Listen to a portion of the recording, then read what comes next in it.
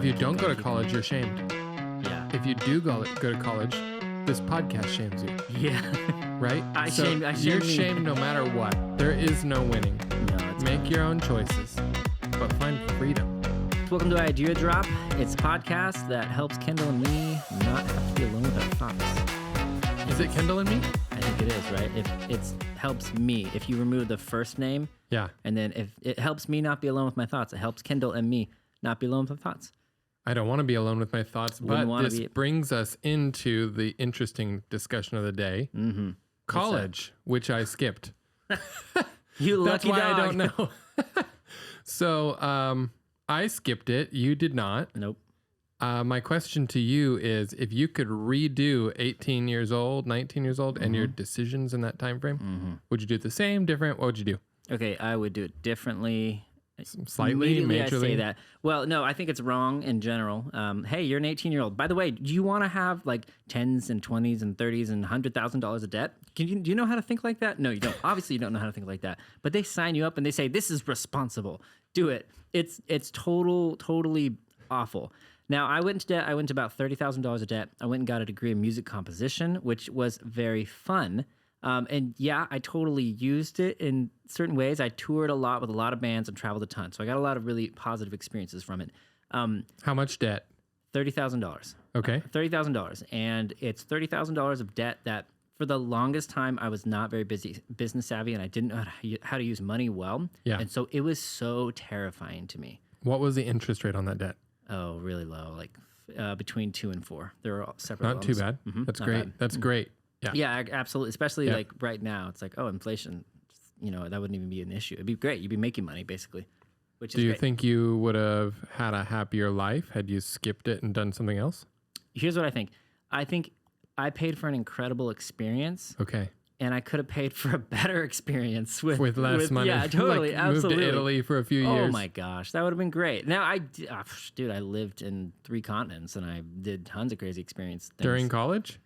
Yeah, that led to contacts, and those contacts led me to living in Germany and Taiwan and on a boat and Minnesota, which is basically its own continent in its own place. Which, by the way, if you're from Minnesota, I hate your city and I hate all you. Anyways, let's move on. It's so bad, dude. I love terrible. the Twin Cities.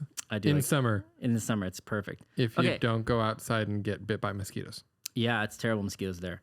It is a fun city with a lot of fun things to do. I will give it that. In the winter, though, it is cold, and the people are cold, and I hate it. The people are cold. Yeah, it's awful, man. I'm a California guy. I love California specifically. I love Redding. That's why we live here. But I want to go back to the college thing.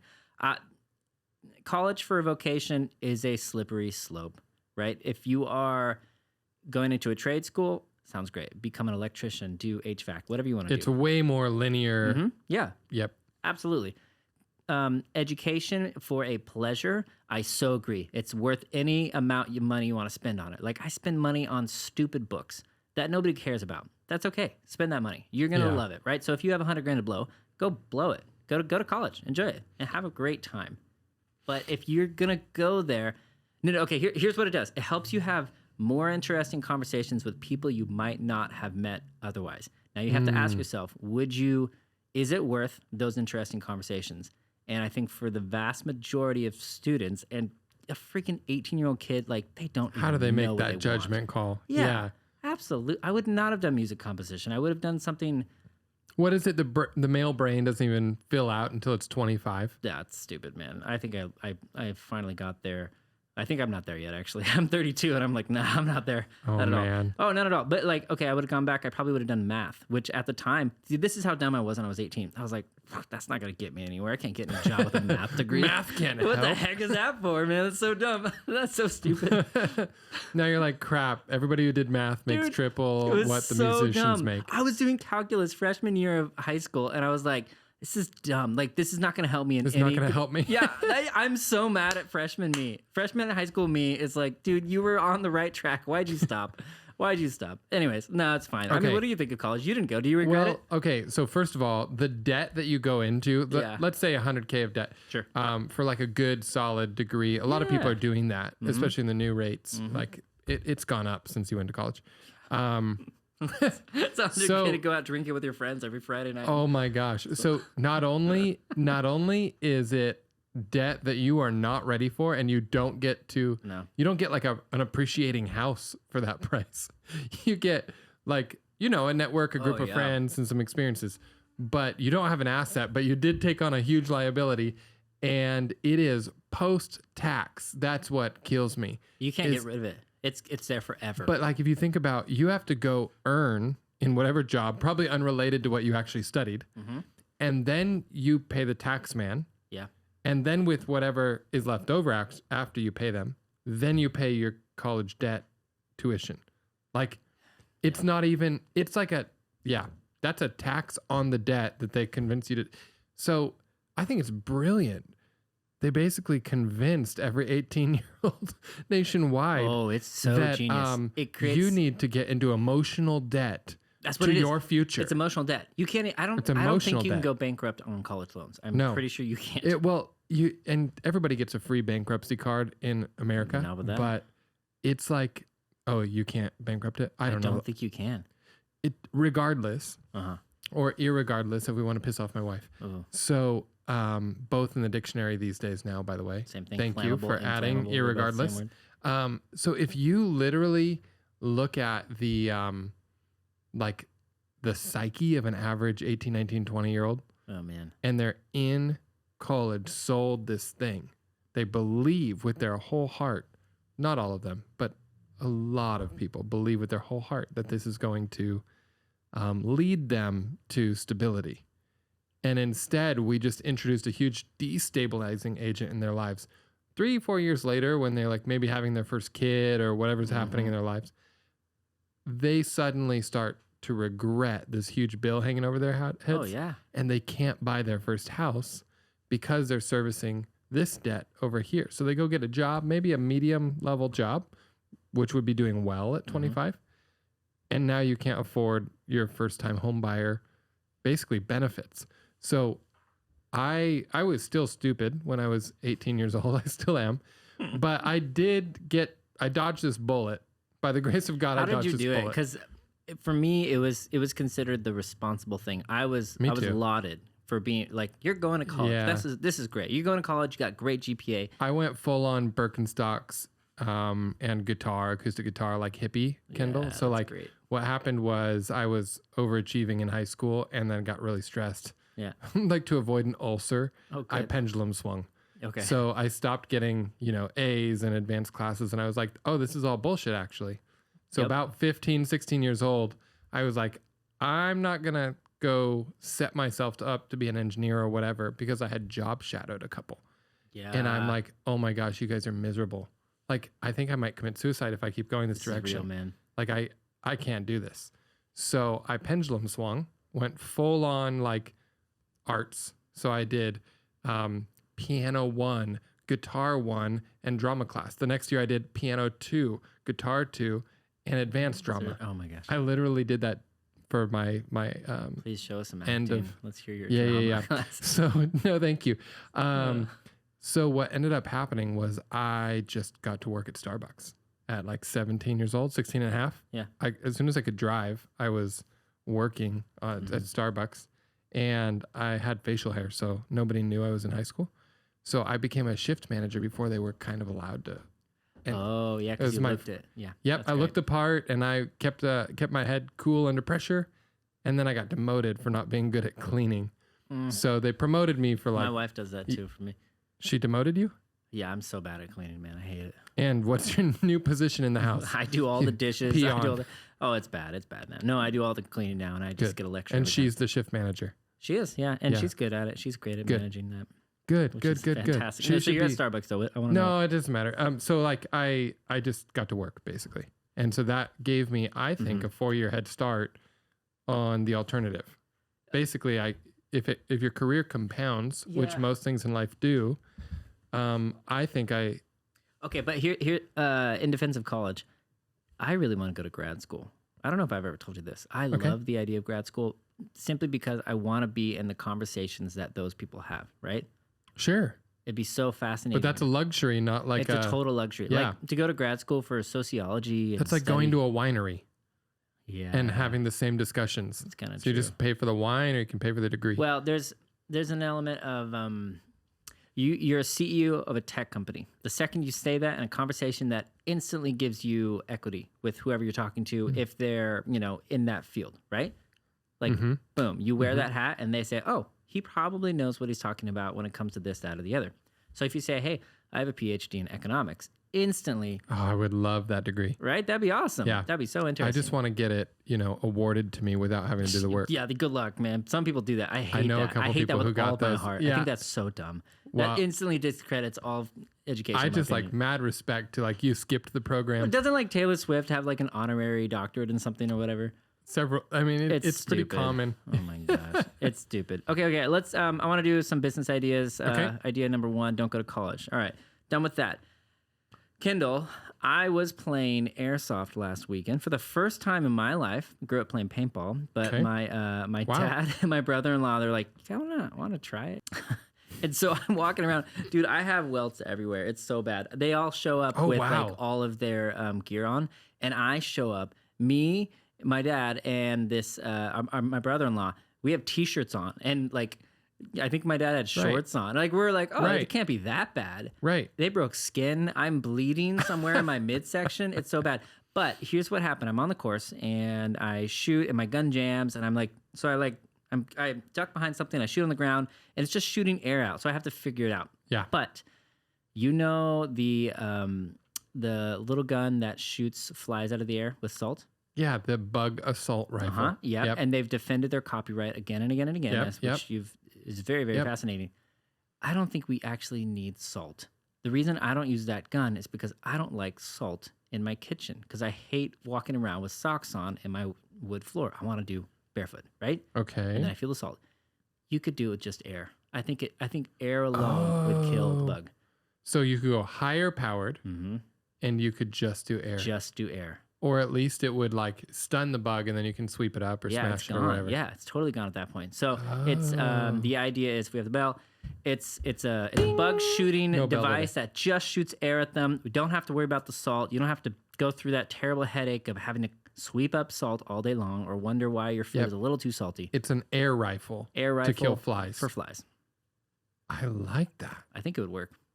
Yeah, I mean, actually, it'd be expensive to R&D that. But no. That's the best part. I don't think it would be because it's already there with airsoft. Literally, just steal it. Just take what their product is. And just remove the ammo. It. Yeah, no ammo. Done. Remove it. Interesting. A lot of those are spring powered. Do you use a CO2 cartridge?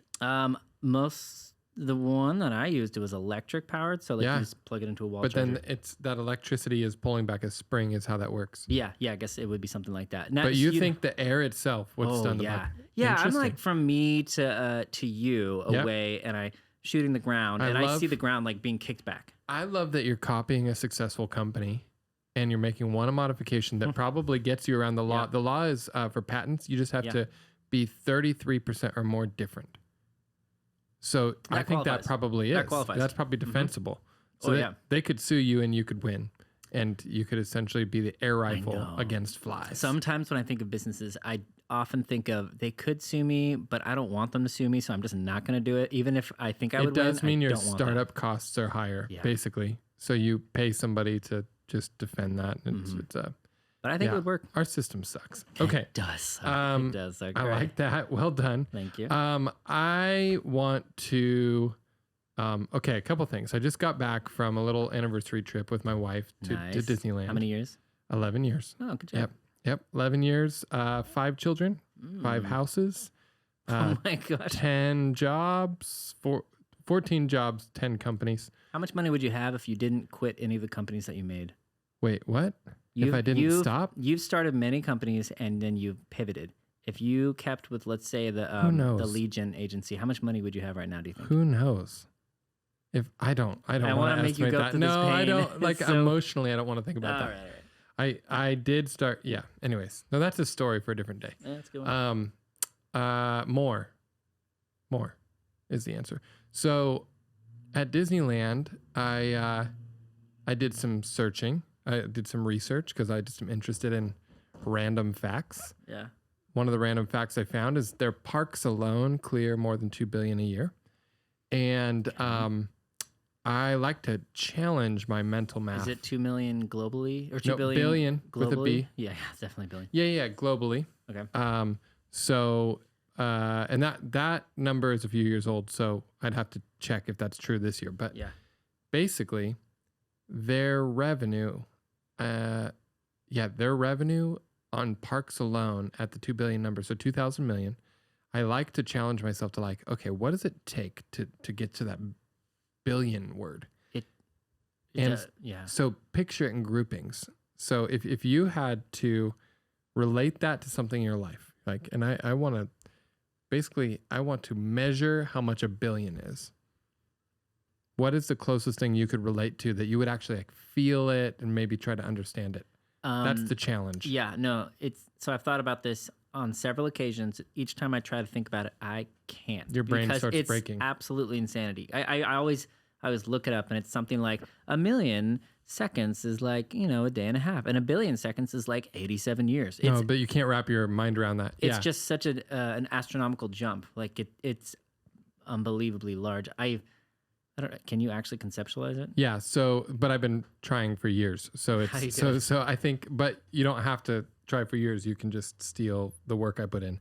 So the dumb way to do it is like, okay, everybody in the world, 7 or 8 billion people, give me 13 cents. That's a billion, right?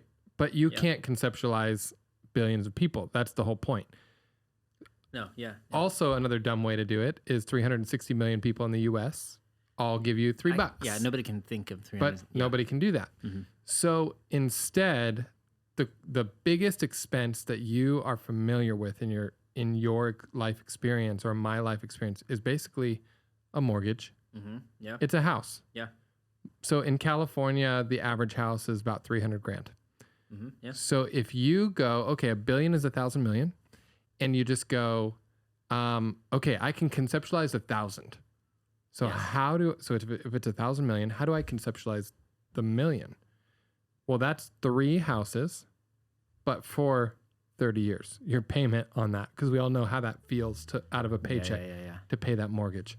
3 houses for 30 years. Yeah. So if you had 3 300K houses here, okay, and for the next 30 years, you made all 3 payments, right? So triple your mortgage, sure, and your taxes and your insurance. It's a bummer, but it's doable. And that's $1 million. Mm-hmm. Okay, so you tripled it, but that's your monthly nut to crack to get to $1 million 30 years from now. So when you're 62, retirement age. It won't be retirement age when we're there, but yeah, you get it. So now multiply that by 1,000, but do it as if you were in a helicopter. So look at a neighborhood. So suddenly you're over the neighborhood, your neighborhood. Mm-hmm. You bought your neighbor's house to the left and the right. So how many houses in the neighborhood? 3,000 houses that I'm You're basically looking for 3,000 houses. For 30 years. Yep. So in your neighborhood, I've been there. Maybe it's 300 houses. Yeah. I'd say that. So you basically need 4 of your neighborhoods to get to 1,000, and then you need another 3. So you need 12 of your neighborhoods. You're in a helicopter. Now you can visualize that. That's $1 billion. Over 30 years. Over 30. Yeah. Yep. It's how many houses are in Reading, do you think? Like it's a city. It's a city's worth. No, it's not a city's worth, but it's 120,000 people probably has like 40,000 houses. Yeah. Yep. So let's just say that it's $10 billion of houses here. Mm-hmm. See, now we're starting to talk in macroeconomics, and you can start to be like, oh, okay. Yeah. California has a lot of money. There. So you can start to scale it up and down by using the helicopter view. Whenever anybody brings up numbers in terms of billions, I kind of check out. Like it's also everybody does, yeah. Yeah, it's whenever anybody's like, oh, the government, blah blah blah blah blah, is X amount of this and this and this and this. And I'm like, nobody knows what this number means. Right. This is a completely alienated number. We have no grid for it, and I hate that. And right. So be a helicopter. Be a helicopter. That's how you think about it.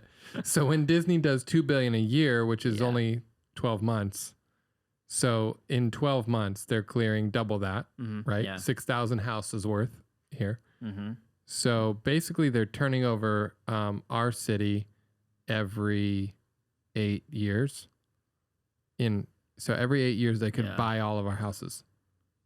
That's So since I've been going to Disneyland, is it just basically, Disneyland? I kind of feel like their revenue globally might even be more. well, Disney is much bigger than that. Yeah. But just the resorts. Just the resorts. Yeah, the basically the resorts and Oh my god. theme parks. Okay, that's complicated. Anyways, these are the things I think about when I'm just sitting in the corner alone. It's funny. I've not actually tried to conceptualize billion. I legitimately always look it up. I'm like, okay, so 45, hours. Yeah, you just versus give up. 30 billion years. Yeah. But houses. Houses. Don't do it in cars. It starts to.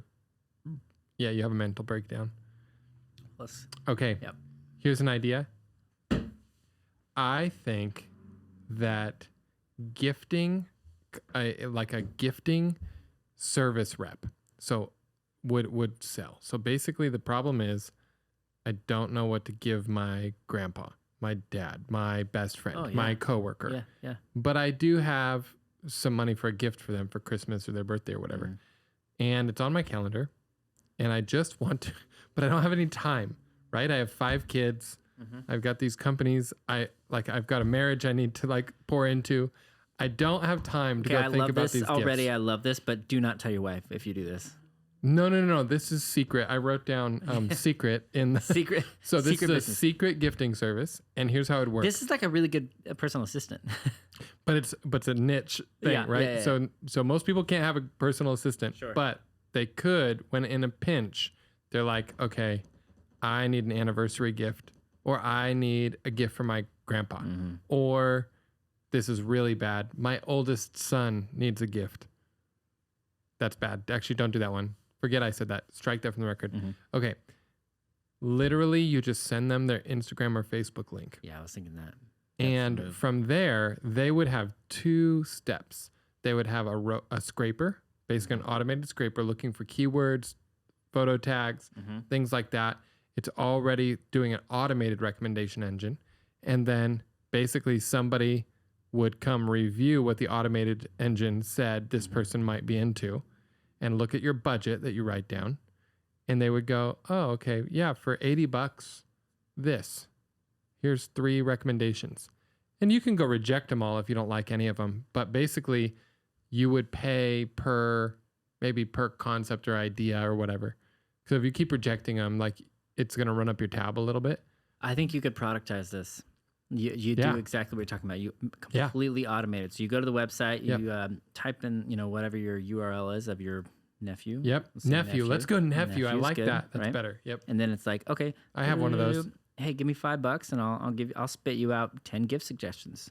Sounds great to me. And then they do that. That would work. That would actually work. I think people would use it all the time. I'd totally use that. So I think getting the product right would be a difficult product to make. But that's why I layered manual on top of it. So I totally think this is doable. Yeah. Because I'm looking through, because you can look at all the analytics on who buys what on $5. Amazon. It needs to be more than that. No, I think it could be $5 if you get the analytics down. It's a gift suggestion. You can bring the cost over time, right? Sure. So start it at a premium product price and just target the upper end of zip codes or whatever. We should do this. But then bring it down to mass market $5 once the automation is really good. We've done scraping. I've done scrape. Yeah, Yep. This is totally doable. AI is getting there. There's a lot of open source AI you could use for this. Absolutely. Yeah. Oh, this is a good idea. Good. I'm surprised at how good this is. What would you call it? What would you call it? The good gifts, shitty givers. No. All right. Let's move on. All right. I think it's a good idea. That's a good name.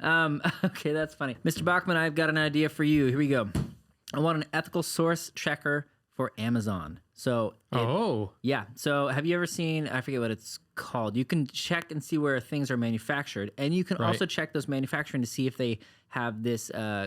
It's like a code. So it's just like good working conditions code. So are they treating their employees well? Right. Right. I think this could be a plugin for an Amazon for Amazon, and you just see, hey. So like a Google plugin. A Google plugin. Is what I'm buying? Is this okay? Did this come from slave labor? Because I just don't want to endorse that. Okay, cool product. How does it make money? You got to pay for it. You say pay for it, or you can do donation based. It would probably be philanthropic enough that people might. I was going to say, I don't think people will download this unless it's free. I think if it's free, they would use it like crazy. But the problem is, then you'd probably have to take the customer's data and sell it.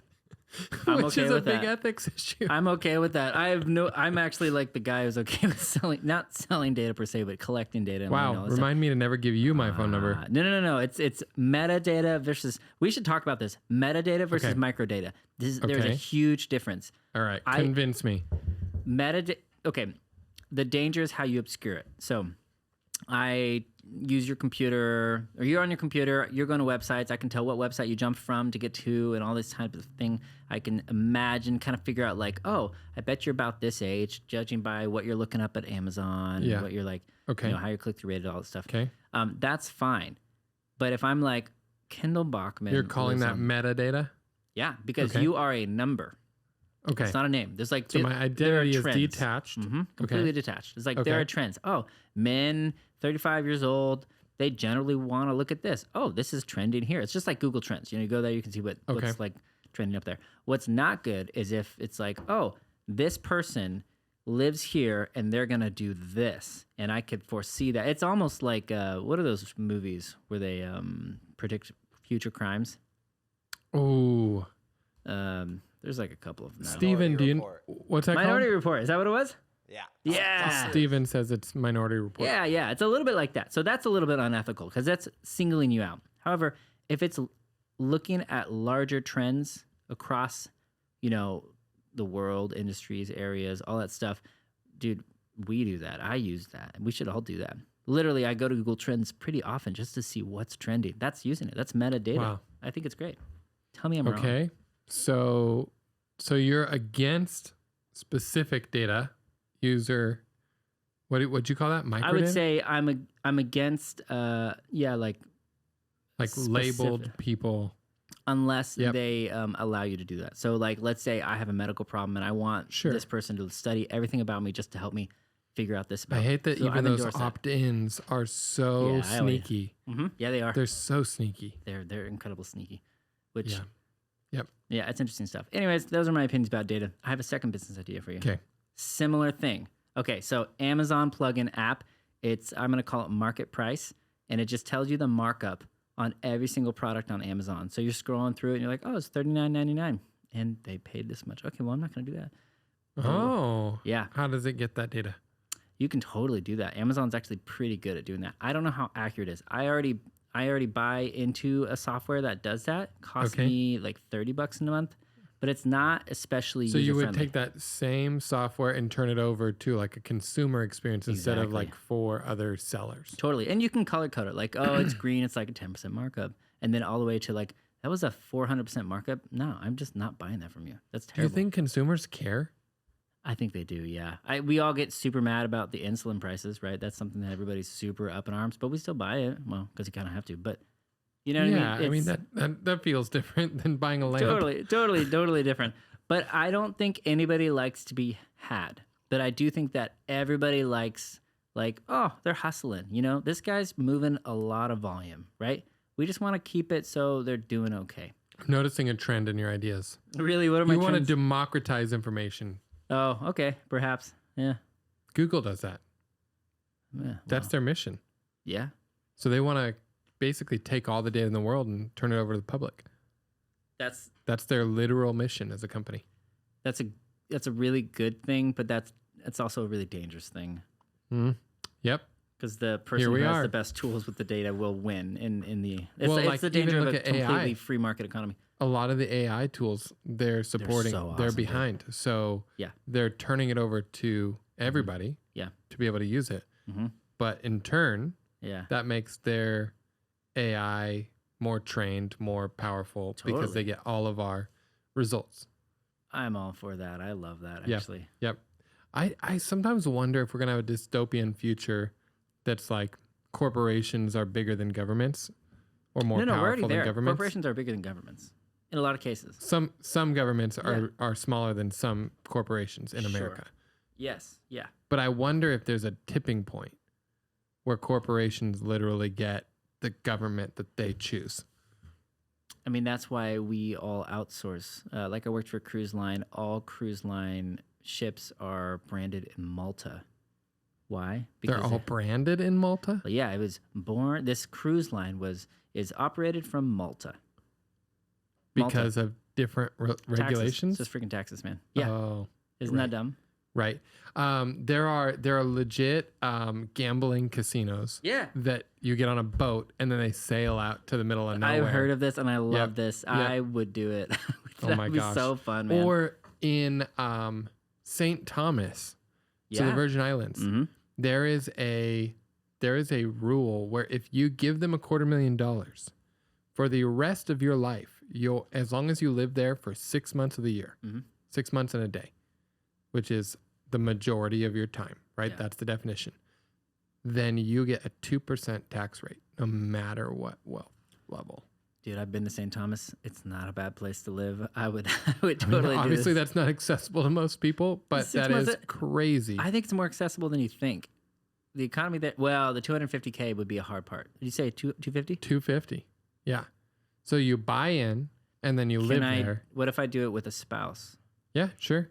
Do I just write them a check So and that's it? 5% of Americans could do that, right? It's not the 1%. This isn't a bad idea.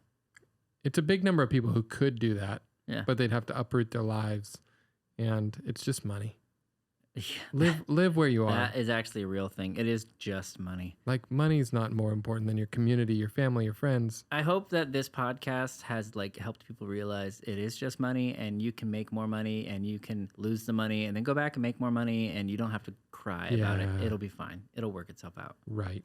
If you work at it, it'll work itself out. It's not the most important thing. No. It's important though. It's actually extremely important. It changes how you live, and it's freedom is important, and money is a tool to get freedom. Totally. And I grew up really poor. I don't know how you grew up, but I grew up really poor, and it was really tough. Like that social ostracization that you feel when you're like, oh, I'm with friends, and like I got the I can't buy the Mountain Dew. It's awful. It's so bad. Yeah. So I don't want my kids to experience that. It's terrible, right? So money's not like everything, but oh my God, it makes, okay, if you don't have money, you lose doubly because it's hard to find meaning in life. And so you have to fight for that. Now, if you have to fight for finding meaning in life and fight for how you put food on the table, that's twice as hard. But let's get this part taken care of so you can explore the thing that is worth way more, which is your family, the people you care about, what you love, all that stuff. That's way better. Anyways, that's my mini rant for you. No, I love this rant. I literally was thinking this week about compromise. We have to make some very gray compromises in life. There's a lot of them. Every person has to choose between something they want to choose or they feel is right and something that is safe. And a lot of us have a hard time knowing which one is the right thing to do. Did you know that's there's a lot of philosophers that consider that the difference between humans and animals. It's that we have the in-between. So animals do what they want to do. And we live in that world of, I should do this. So I want to have the beer tonight, but I should go study for this. Right. So we live in the middle, Right. which creates anxiety. And anxiety is not a bad thing. It's literally a human thing. Ugh, I think it's bad. Well, it Holy sucks. No, cow. you have to make friends with it. It's never going away, right? So you're like, oh, should I go get this extra job and work this extra hour to make this thing? Or should I take the night off? I deserve it. I've been working Let's call this episode Making Friends with Anxiety. I know, it's so sad. I like that. I like that. Oh, it's just the fact of life. Like whenever, okay, I'm going to soapbox it. When you see all those things like, oh, these deep breathing programs or all this stuff, like I'm going to help you get rid of anxiety in life. It's total bullshit. You don't get rid of anxiety. You have to make friends with it. You just stare at it and you say, screw you. I'm going to like, yes. Push on anyway. Yeah, totally. Yeah. Like if you smoke a cigarette, you're trying to like put that anxiety a little bit behind you. That's fine. Go smoke the cigarette, but your anxiety is still going to be there. It's just going to come back doubly afterwards. There's no problem with it. Anyways, I'm with you. I'm with you. Like anxiety is okay. So like caffeine makes anxiety worse, scientifically speaking. Yeah, caffeine pushes whatever emotion you're pushing on worse. Oh, is that true? Yeah. So it's an upper in any way, right? It's like if you have caffeine and I say, Kendall, I won $10,000, you're excited more than you would if you didn't have any. Yeah. Or Kendall, my wife is in the hospital, I have to go there right now. You'd get more anxiety, right? So we're mostly in our culture addicted to caffeine. Yeah. We're mostly in our culture addicted to ladder climbing. Yeah. We're pursuing production primarily. Mm-hmm. Yeah. We're told from an early age, you got to go produce. Mm-hmm. You got to pull yourself up by your bootstraps. Mm-hmm. There's a whole generation right now kind of rejecting that message. Yeah. It'll be really interesting to see what the next 10, 15, 20 years looks like. Yeah. But it is a rough, anxious society, very rich, Yeah. but anxious. So mentally unhealthy, but very, like, we have so much stuff. And what does it matter if your actual internal world is suffering? It doesn't matter at all. Survival matters. So I think so. Not everybody thinks so. Yeah. I think surviving longer is a generally good thing, but the anxious price we pay, the stress that we pay, that there's a ticket to pay for living in this society. And 90% of us live with the same feelings because that's how our economy is designed. Oh, our economy is extremely well designed to keep us pushing forward. Go back to the college thing. You go to college, you get in debt, you feel this need to keep going. If you don't go to college, you're shamed. Yeah. If you do go to college, this podcast shames you. Yeah. Right? You're shamed no matter what. There is no winning. No, it's Make your own choices, but find freedom. And freedom isn't success. And that's the funny part. I actually I believe freedom doesn't exist, and I say make friends with that. Acceptance. I think it's total bullshit. Just figure out why you're doing what you're doing, and then be okay with, like, you're gonna wake up and wish that you did something else. Be okay with your choices. Do it the next day and keep on going and pivot, because better exists, but best doesn't. Right? What's the old adage? You can dream about the perfect omelet, but you can't eat it. Right? Right? That's life, right? I've never heard that. It totally makes sense, though, right? That. Does that hold true for IPAs? Well, this is the perfect. No, it's not actually. This is too hazy for me. I'm gonna take a nap after this one, but I don't like the malt in this one. I'm sorry. I took a risk. That guy downstairs. Too many suggestions. Hey, shout out to Hexagenia. I feel like they perfected the IPA. Who is that? Who makes that? Fall River. Fall River. Yeah. Fall River Brewery. If you're in California, look up Fall River Hex. Brewery and get a Hex. Yep. Yep. We'll make them our sponsor today. You can dream about the perfect omelet, but you can't eat it. Think on that. Sit on that one. Okay, I've got a business idea. Give me another idea. How are we doing on time? We got like 5 minutes. This is a weird podcast, but let's just go for it. Here's one that I've seen solved, but nobody's done it well, and I'm so mad that nobody's done it well. So here's what it is. Lockable outlets. It should be quicker. It should be easier. I want to be able to plug in something, and I want there to be like a little thing that clamps it down, and it doesn't come out. I don't want to. Oh, the cable can't be removed. It's so annoying. It's so annoying. So what are the scenarios where somebody removed your cable? Every single scenario known to man. Like, I plug in my laptop and I'm like, I turn this way, it's out. I have to walk across the room and plug it back in. It's annoying. It's totally annoying. You know where they have this? They have this in Europe. It's not hard. Really? Yeah, totally. It's all over there. It's so annoying, man.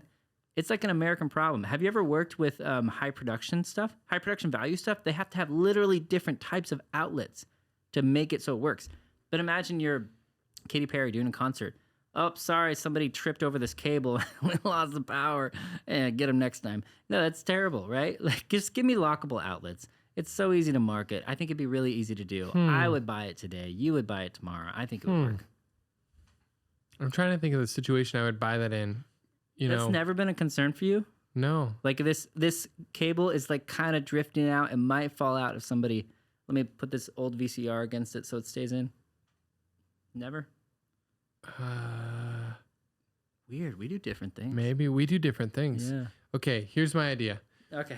I think the outlet should not face out. It should face up. So it should have a slope on the bottom side of it. Yeah. And then the outlet actually should face straight up. That would work. So when behind my freaking couch, when I want to plug a lamp or a laptop or anything in, the cable is up and down. Right? You don't want it down facing because that would be hard to plug in. You typically have to get like a whole power strip and bring it out. Yeah. And that's annoying. And even the power strip cable now is pushed out. So if you push the couch against it or anything. Yeah. But even more than that, it's actually more coordination to plug it straight in. So why can't we take the same outlet shape and just plug in a Maybe, freaking dude, interchangeable outlets. So there's an outlet on the wall, and we just have different shapes. different shapes. Like I'm gonna toggle it to this shape, toggle it to this Yeah. shape. Doesn't We kind of have that. There are adapters for that, but I like the whole faceplate concept of that. Yeah. Take the whole like finish work of it Uh-huh. and make that different angles and shapes for the different situations. I think that's good. All right, Kendall, give us one more idea. I know you have a meeting you got to jump in. Okay. This So has been such an interesting yeah, podcast. this is a great one. It's fun. Okay. This is not a new business idea. This is not new. This is just a shame on you, restaurateurs. What are you doing? Well, they're stressed and they're barely trying to make it. But please, for God's sake, upgrade your profitability by taking a small corner of your space and making it exclusive to annual members. Restaurants? Yep. Any restaurant. Well, they all have, not all, most have separate rooms. Yeah. There is no reason why you can't make a small part of your footprint an exclusive area, Yeah. extra comfy, and give the people who are your higher end patrons the option to get that feeling of like, it's always available to me because I pay an annual Pay into membership. classism. I love You this. get, yes, that is the problem. But capitalism does that anyways. Yeah, that's fine. So this already exists. I just actually feel bad for restaurateurs not being able to make ends meet. And so take some of your real estate and basically sell it to the people who will give you multiples more profit per visit, basically, right? This is where you serve only certain cocktails or wines. This is like Disneyland does this. Yeah. And it drove me crazy that I couldn't get into. They really did it. Yeah. I thought they No, had they've- specific restaurants that were. No, they've done this exclusive. for many years. Oh. Yep. So this is a whole. Oh, that's actually no. Now that you say it, I'm seeing the genius because if I'm sitting in a restaurant and I see somebody sitting over there, I'm like mad that I'm why not over couldn't there, I get in and there? I want to Yep. be over there. Yep. Like, what the heck is she saying? Yep.